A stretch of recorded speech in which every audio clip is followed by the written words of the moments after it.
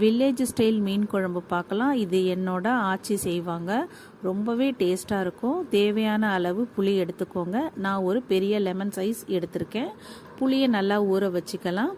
ஒரு 10லேருந்து 20 வரைக்கும் சின்ன வெங்காயம் எடுத்து பொடியாக நறுக்கி, பச்சை மிளகா, கருவேப்பிலை எடுத்து வச்சுருக்கேன்.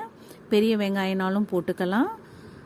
தேவையான அளவு தக்காளி, நான் 3 தக்காளி எடுத்திருக்கேன். நல்லா கையில் மசிச்சுக்கணும்.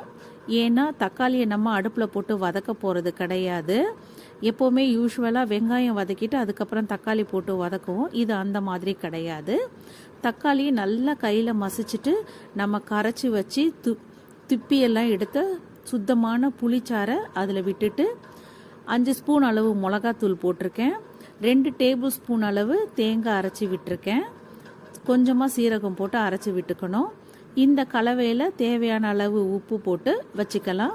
இப்போது மண் சட்டியை அடுப்பில் வச்சு நல்லெண்ணெய் போட்டுக்கணும். எப்போவுமே புளிக்குழம்பு, காரக்குழம்பு எல்லாத்துக்குமே நம்ம நல்லெண்ணெய் தான் போடணும்.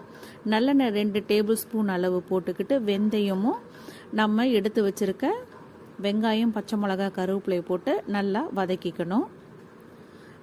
நல்லா வெங்காயம் வதங்கினதுக்கப்புறம் நம்ம சேர்த்து வச்சுருக்க கரைசலை இதில் விட்டுறணும். இப்போ நல்லா குழம்பு கொதிக்கட்டும்.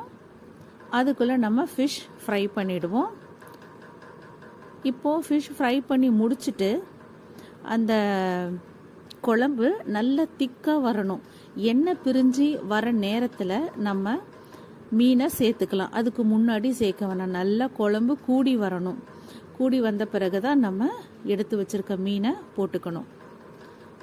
போட்டு நல்லா மூடி வச்சு எண்ணெய் நல்லா பிரிஞ்சு மேலே வரவும் ஸ்டவ் ஆஃப் பண்ணிக்கலாம். கொத்தமல்லி மேலே தூவிக்கலாம். ரொம்பவே டேஸ்ட்டாக இருக்கும். ஈஸியாகவும் இருக்கும். உங்களுக்கு ரொம்ப நேரம் அடுப்பில் நிற்கிற மாதிரி இருக்காது. குழம்பு கொதிக்கும் போது நம்ம அடுத்த வேலை ஏதாவது நம்ம பார்த்துக்கலாம். அந்த மாதிரி அவ்வளோ ஈஸியாகவும் இருக்கும். ரொம்ப ருசியாகவும் இருக்கும். மண் பாத்திரம் இல்லைன்னா கூட பரவாயில்ல. ஒரு கனமான பாத்திரத்தில் வச்சு கூட நம்ம செஞ்சுக்கலாம். கடாயில் கூட வச்சு செஞ்சுக்கலாம். என்றைக்குமே நம்ம பாரம்பரிய சமையலுக்கும் இந்த மண் பாத்திரத்துக்கும் ரொம்பவே சிறப்பு இருக்குது. நீங்கள் மண் பாத்திரம் இல்லாட்டி பரவாயில்ல, ஆனால் அலுமினிய பாத்திரத்தில் மட்டும் இந்த புளி சேர்த்த குழம்பு வகைகளை செய்யாதீங்க. ஏன்னா அலுமினியம் புளியோட கரைசலில் ரொம்பவே கரைஞ்சி அதிகமாக நம்ம உடம்புக்குள்ளே போயிடும். அதனால் அலுமினிய பாத்திரம் நிச்சயமாக அவாய்ட் பண்ணுங்கள். எவர் சில்வர் எல்லாம் பரவாயில்ல. சப்ஸ்கிரைப் பண்ணுங்கள், ஷேர் பண்ணுங்கள், லைக்